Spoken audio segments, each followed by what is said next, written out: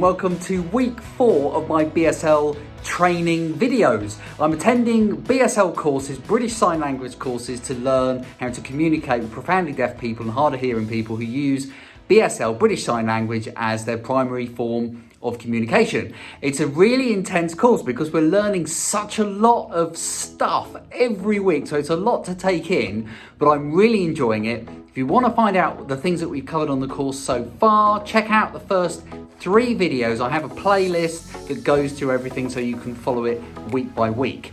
So I'm getting ready now for week 4 of the BSL course. Really looking forward to going. And I thought I'd just briefly break off to say some of the reasons why I'm actually attending the course, because I'm not deaf myself. Nobody in my family is deaf, although we do have some people who are hard of hearing. My sister actually has hearing aids in each ear, and my mother is in her 80s, also does struggle with hearing, but it's not just age-related hearing deterioration. She's actually had problems really since she was in her 20s. They sort of kind of started, and then it got particularly bad in her 50s, where she then had to start wearing hearing aids. And I think I've kind of inherited those genes because I have exactly the same experiences. When I was in my teens, everything was fine, but in my 20s, I started to notice that if I was in a large group, perhaps out where there's a lot of background noise, I really struggle to hear what's going on. Even somebody sitting right next to me who could be hollering in my ear to hear perhaps above background noise or music or chat or whatever it could be, I really struggle to hear them. And over the years, that's got gradually worse. I have had my hearing tested, and I'm in that situation where it's not actually bad enough for me to need some kind of hearing aid, but it's not good enough for me to be able to cope in all of those situations. So I tend to avoid large groups, large situations where there's going to be a lot of background noise, just simply because I kind of struggle to hear what people are saying. And I think my mother and that side of the family, because everybody I think seems to have had this issue, suffer from what I have heard called by one of the specialists I saw, a reverse slope hearing loss. And when you get older, it tends to be your hearing kind of deteriorates at one end, so some frequencies are okay and other frequencies start to kind of dip off. But in a reverse slope, those frequencies that are actually normally okay are actually not okay. If that kind of makes sense, it's a bit difficult to explain. So then as you get older and you do start to get some age-related loss, then everything kind of comes down, and that's when you can get these problems. So I haven't explained that very well at all. I'll perhaps try and draw some graphs or something in a future video so I can kind of explain a little bit more about what that means. Now, is that a reason why I'm taking the course? Well, I suppose it gives me a tiny, tiny insight into what it must be like to have a more profound hearing loss, but only marginally, only by the tiniest fraction. And I suppose that gives me some empathy with people who find themselves in that position. But to be honest with you, the main reason really why I'm taking the course and learning is because I believe in communicating with all sorts of people we should always be breaking down barriers between people instead of building things up. We shouldn't be building walls, we should be building bridges. And this is just one of those ways in which we can all do that. Anyway, let's get ready to go off to my next course. It's week 4. I'll tell you all about it on the other side. So I've just come out of the lesson and it was another great lesson. Really, really enjoyed it. I'm going to talk more about it in the cold light of day. We did actually learn a lot of new stuff. We were recapping things and it's been a really helpful lesson.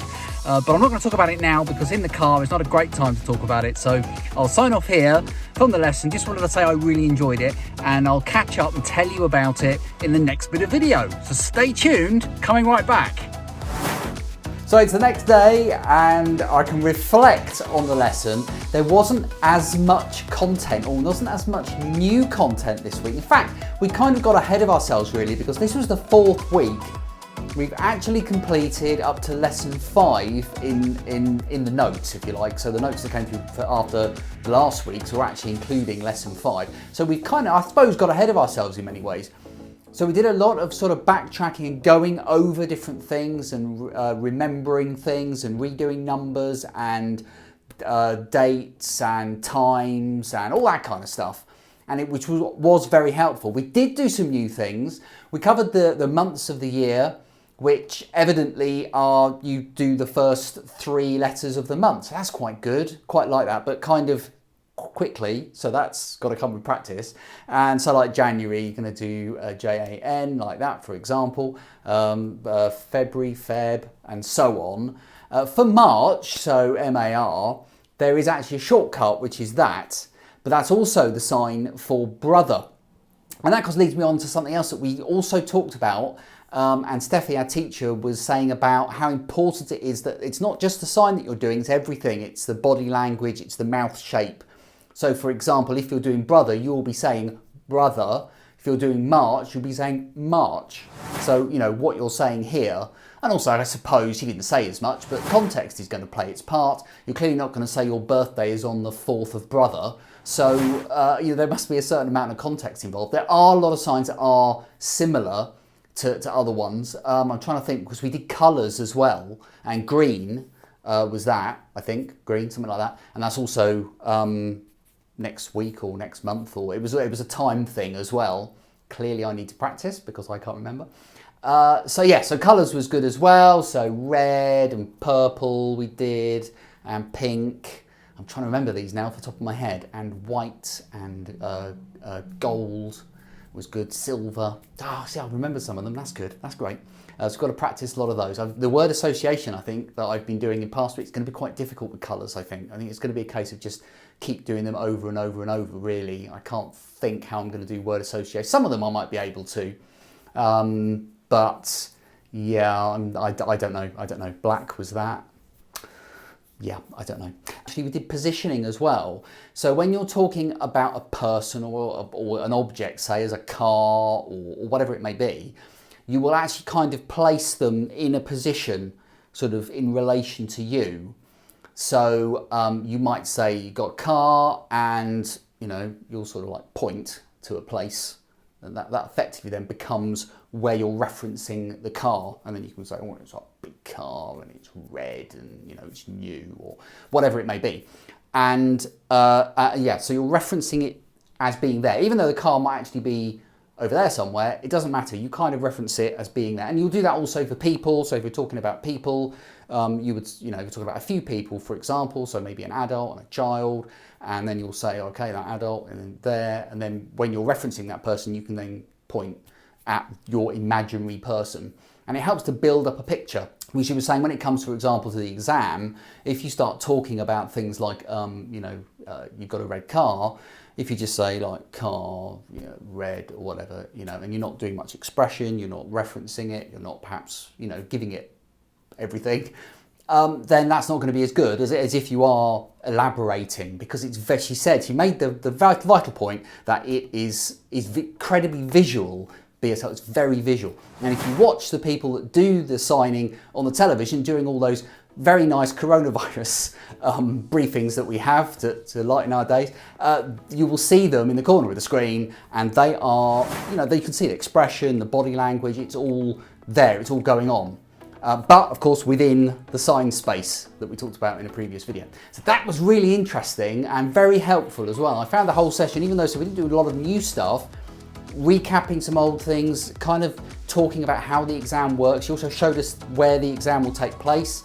The 101 exam, which is the entry-level one, the very first one, we have a 5-minute conversation.